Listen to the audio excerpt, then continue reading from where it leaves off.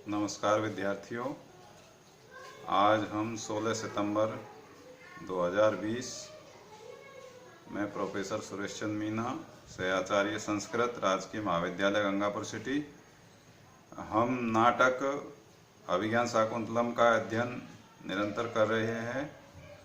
प्रथम अंक में कल हमने पढ़ा था कि राजा और सारथी मृग का पीछा करते हुए रथ को बहुत तेज गति से दौड़ा रहे हैं। रथ के वेग का राजा चित्रण करता है, निरूपण करता है और राजा ये भी कहता है सारथी से कि सारथी देखिए, मेरे रथ के घोड़े सूर्य एवं इंद्र के घोड़ों का भी अतिक्रमण कर रहे हैं। अर्थात ऐसा प्रतीत हो रहा है कि सूर्य और इंद्र के घोड़ों से भी तेज दौड़ रहे हैं। इस प्रकार से वो रास्ते में जो पड़ने वाली चीजें हैं, वस्तुएं हैं, उनका भी वर्णन करते हैं कि रथ का वेग इतनी द्रुत गति से चल रहा है, इतनी तेज गति से चल रहा है कि कोई भी वस्तु दूर से बहुत सूक्ष्म दिखाई देती है, परंतु वो सहसा ही विपुलता को प्राप्त हो जाती है, अर्थात विशालता को प्राप्त हो जाती है, बहुत बड़ी दिखाई देती है। इसी प्रकार से कुछ जो कोई वस्तु बीच में से कटी हुई सी दिखाई देती है, लेकिन तुरंत ही वो ऐसी जोड़ दी गई सी कृत संधानम एवं अर्थात जोड़ दी गई सी प्रतीत होती है। इसी तरह से वो अगला वस्तु के लिए कहता है कि कोई वस्तु मतलब टेढ़ी मेढ़ी वक्र जय प्रकृति से ही वक्र टेढ़ी मेढ़ी दिखाई देती है, लेकिन तुरंत ही वो नैनों के सामने मतलब समरेखम अर्थात सीधी सी दिखलाई पड़ती है। इसलिए वो राजा ये कहना चाह रहा है कुल मिला के कि मेरे रथ का वेग इतना द्रुत है, तेज है कि कोई भी वस्तु मेरे ना तो समीप रह पा रही है और ना ही मुझसे कोई दूर हो रही है। इसका मतलब ये है कि राजा के रथ का वेग इतना तीव्र था, द्रुत था कि जो वस्तु दूर थी वो तुरंत ही समीप आ जाती और जो वस्तु समीप थी वो तुरंत ही दूर होना स्वाभाविक ही है, क्योंकि रथ का वेग है। रथ के वेग के कारण रथ एक जगह स्थापित तो है नहीं, इसलिए जो वस्तु दूर है वो तुरंत ही समीप आ पहुंचती है और जो समीप है वो तुरंत ही दूरवर्ती हो जाती है। इस प्रकार से कहता हुआ राजा कहता है कि अब आप इस मेरे द्वारा मारे जाते हुए मृग को देखिए। इति से सरसंधानम नाट्यति। इस प्रकार से राजा है वो धनुष पर अपने बाण को चढ़ाने का अभिनय करता है। इस प्रकार से अभिनय करने के उपरांत आगे है नेपथ्य। ये नेपथ्य होता है, आपने कभी नाटक या रंगमंच देखा हो तो उस पर जो पीछे की तरफ मुख्य पर्दा होता है वो नेपथ्य होता है, वो पर्दा होता है, वो ही नेपथ्य होता है। नेपथ्य का मतलब मुख्य पर्दा। ये मुख्य, इस पर्दे के भीतर या पीछे से जो बात कही जाती है या जो सूचना दी जाती है वो नेपथ्य कह के संबोधित की जाती है। इस प्रकार से नेपथ्य में से भो राजन, हे राजन, अर्थात ये संबोधन है आश्रम मृगो अयम ने हंतव्यो ने हंतव्य। पर्दे के पीछे से नेपथ्य से आवाज आती है। पर्दे के जो मुख्य पर्दा है, रंगमंच पर जो अभिनय करते हैं उस रंगमंच पर इस समय कोई नहीं है, केवल नेपथ्य के पीछे से आवाज आ रही है, सूचना दी जा रही है कि भो राजन आश्रम मृगो अयम, ये आश्रम का मृग है।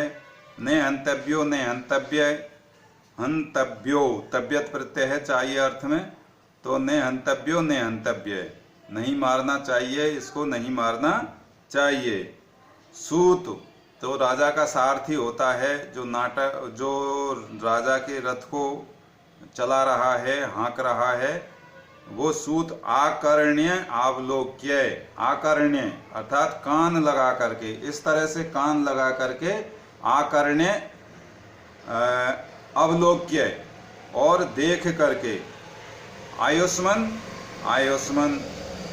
अस्य खलु ते बाण पर्थिन, आयुष्मन अस्य खलु ते बाण पथवर्तिने, अस्य खलु ते बाण पथवर्तिने कृष्ण सारस्य अंतरे तपस्विने उपस्थिता। तो सूत कहता है कि हे आयुष्मान, मतलब आपके बाण के पहुंचने के मार्ग में, अश्य खलु ते बाण पथवर्तिने, बाण धनुष जो बाण है, पथ का मतलब रास्ता, पथवर्तिने, और कृष्ण सारस्य, राजा कौन से हिरण का, पूर्व में हमने पढ़ा था कृष्ण सार किस्म होती है हिरण की, ऐसे कृष्ण सार मृग था, उसका पीछा शिकार करने के लिए राजा कर रहा है। तो सारथी कहता है कि बाण के पहुंचने के मार्ग के मध्य में वर्तमान में इस मृग के तथा आपके बाण के बीच में तपस्वी ने उपस्थिता, ये जो तपस्वी है ये उपस्थित हो गया है, अर्थात आ गया है, तपस्वी उपस्थित हो गया है। क्योंकि राजा और सारथी ने वो आवाज सुन ली थी, एक प्रकार से दूर से, जो नाटक का रंगमंच है वहां पर इसी प्रकार से अभिनय होता है, वो अभिनय करते हैं। तो इस प्रकार से तो राजा से संभ्रमम, राजा हड़बड़ाहट के साथ में, राजा से संभ्रमम ऐसा सारथी कहता है। इसके बाद में राजा एकदम हड़बड़ाहट के साथ में, तेन ही प्रगृह्यताम बाजिने, तो राजा कहता है तो तुरंत घोड़ों की लगाम को रोकिए, अर्थात घोड़ों को लगाम रोकिए, घोड़ों को रोकिए। सूत तथा इति रथम स्थापयति, जैसी महाराज की आज्ञा इस प्रकार से रथ को रोकता है, अर्थात रथ की घोड़ों की लगाम को खींच करके रथ को रोकता है। तत्प्रवि, अब यहाँ तक नेपथ्य के पीछे से आवाज आई थी, अब तक रंगमंच पर कोई नहीं था, अब आता है तत् प्रविशति आत्मना तृतीयो वैखानसे, तत् प्रविशति आत्मना तृतीयो वैखानसे, इसके बाद आत्मना तृतीयो, दो अन्य तपस्वियों के साथ वैखानस का प्रविशति मानी प्रवेश होता है।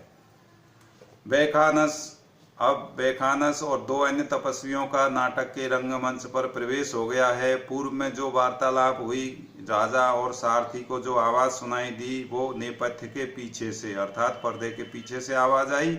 लेकिन अब नाटक के रंगमंच पर दो तपस्वी, उनके साथ में वैखानस का प्रवेश होता है। अब वैखानस कहता है हस्तम्य उद्यम्य, हस्तम उद्यम्य, हाथों को उठा करके, राजन आश्रम मृगो अयम ने हंतव्यो ने हंतव्य, तो वैखानस राजा से कहता है कि राजन, ये मृग आश्रम का है, इसको नहीं मारना चाहिए, नहीं मारना चाहिए। अब अगला श्लोक है वो अगले ही कंटेंट में पढ़ते हैं, जो वैखानस के द्वारा कहा जा रहा है।